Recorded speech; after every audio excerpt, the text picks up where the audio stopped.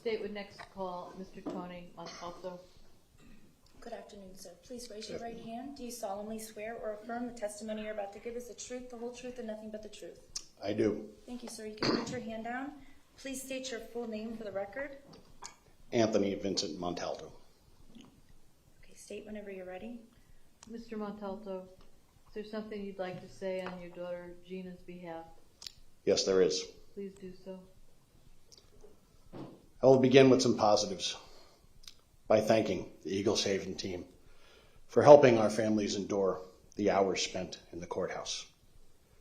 By thanking you, Judge Scherer, for presiding over the trial with all its twists and turns, as well as keeping the press at bay while allowing them to inform the public. You were as compassionate as the law allowed to our families. Thanks to the state attorneys that prosecuted this case for your dedication, your professionalism, and constant communication with our families. To the victims' advocates team, thanks for sitting with us, letting us vent our frustrations and answer an untold number of questions, from what to expect next to where is prosciutto. This case, with 17 innocent students and teachers murdered at school, is why we have the death penalty in Florida's laws. If the jury had followed that law, if the jury took in the evidence presented, there is only one logical and fact-based outcome. Sadly, the jury ignored the facts and went with emotion. They worried about how they would feel if this murdering bastard was put to death by the state of Florida for committing this heinous crime. They were selfish and misguided and allowed prisoner number 0893407 to avoid the punishment he deserved. The jury was worn out and did not want to be sequestered. The jury instructions were complex, and I believe these factors combined and led to a less than thorough deliberation process. Did they consider what kind of message their verdict sent to our nation's students and teachers when they found a way to excuse the murder of Gina and the others? Did they consider how they would explain their verdict to the siblings of the victims, as my wife and I struggled to do? The current requirement for a unanimous decision for a death verdict is tough to meet. It allows one activist juror with preconceived bias against the death penalty to swing the case in favor of evil. Once one juror shows sympathy, decides that they can't live with the tough decision to hold a murderer, and in this case, a mass murderer, accountable, it relieves the others and allows them an avenue to avoid voting for the death penalty. The vote is not to put a random individual to death. It is called the death penalty because it's supposed to be imposed due to the actions of the convicted murderer.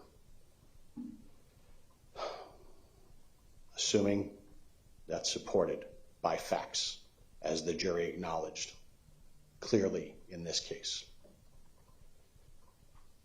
An interesting historical fact is that now two of the most infamous mass murderers in Florida history, Ted Bundy and this murderer of my child and 16 others, did not receive a unanimous verdict of death in our state's courts.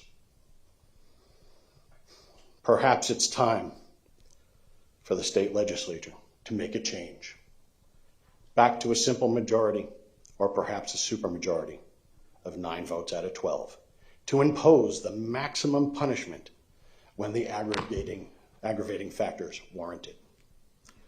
This would be more fair to the victims. My beautiful, bubbly, and kind daughter deserved to live a happy and full life. She should have been protected at her school from the monster sitting here, with no less than, 6 BSO deputies, as he enjoys the protection of his rights in this courtroom. I applaud the court and the prosecution team for following the ideals of our justice system, as the evil murderer enjoyed a fair trial. I don't believe the case was fair to the victims. The court allowed the defense to show every aspect of prisoner 809-3407's life prior to the execution of Gina and her classmates. Pictures showing his smiling face, while at the same time claiming life was so tough it justified the mass murder of innocent students and teachers in school. Our families were prohibited from bringing photos of our murdered loved ones to the courtroom. We couldn't even wear bracelets or pins to court to represent the victims. The court did everything it could to dehumanize our beautiful Gina, her classmates, and her teachers, who were massacred by this admitted murderer. My family and the others had to sit like church mice in the courtroom for fear of influencing the jury and possibly causing a mistrial. We all showed amazing grace and decorum as we learned the terrible things this murdering bastard did to our children, spouses, and fathers. The justice system even stops the jury from considering our victim impact statements.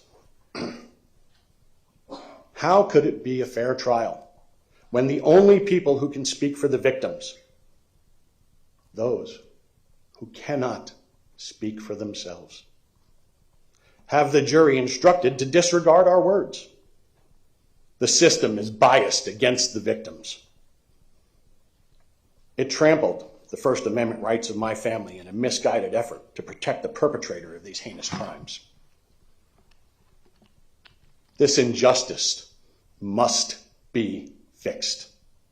The victims' rights must be recognized. As for the defense team, you had a job to do. You had no case because the facts of the cold, calculated, horrific actions should have sealed this mass murderer's fate via the law. Somehow, though, you all managed to be petty and marginally professional. You disrespected the court in words and action. You laughed and joked with the twisted and purely evil man you defended. You brought in talented out-of-town personnel to bolster your team and help represent the murderer of my child.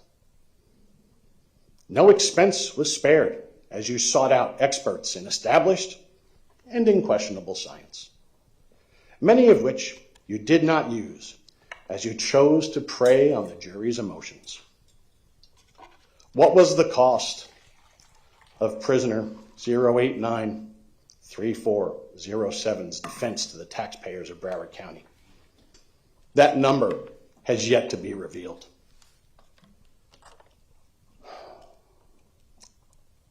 Those citizens should all ask why. Why was so much effort put towards this prisoner, while in this very building, the same week his verdict was read, 2 other murderers were sentenced to death for their crimes? Quite frankly, you had no right to ask this jury for mercy. He showed no mercy when he shot my forever 14-year-old Gina in the chest, just as he thought about doing when he searched the internet for months before. The dirtbag even came back and shot her on a second pass. Unbelievable. As I read to the court last time I spoke here, Gina loved life. She loved her family, and she was literally a lifesaver.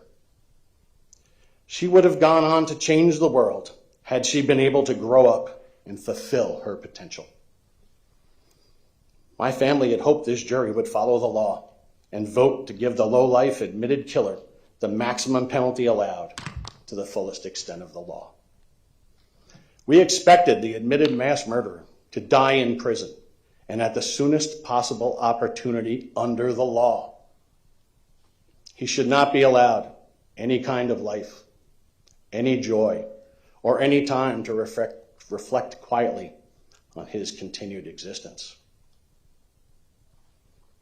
We all have choices to make in life, struggles we must all work through. Despite these struggles, we should look to help one another. Yet the dirtbag murderer, who has now gotten a fair trial, chose to kill and maim as many innocent students as teachers as he could, without remorse, without compassion, and with extreme prejudice. He deserves the same treatment throughout his stay in the state penitentiary system. He has had a lot of help throughout his life, and yet he chose to attack our nation's future by shooting up a school. The murdering bastard that took my daughter's life has benefited from the grace and protections of every system our society offers. He should now be placed in a correctional facility where he is forced to interact without those protections. The misguided jury thought prisoner 089-3407 was failed by society. To be clear, the system, schools, mental health professionals, law enforcement, and now the justice system failed my daughter Gina, her classmates, and her teachers, which he chose to murder. A planned, cold, calculated, heinous attack where the monster chose to pull his trigger 139 individual times. Today, the court prepares to sentence this admitted mass murderer. However, the legacy and greatness of the victims is being preserved and extended because Stand With Parkland, formed by our damaged yet amazingly resilient families, succeeded in creating the Federal School Safety Clearinghouse, which today begins a 3-day national summit on how to protect America's schools.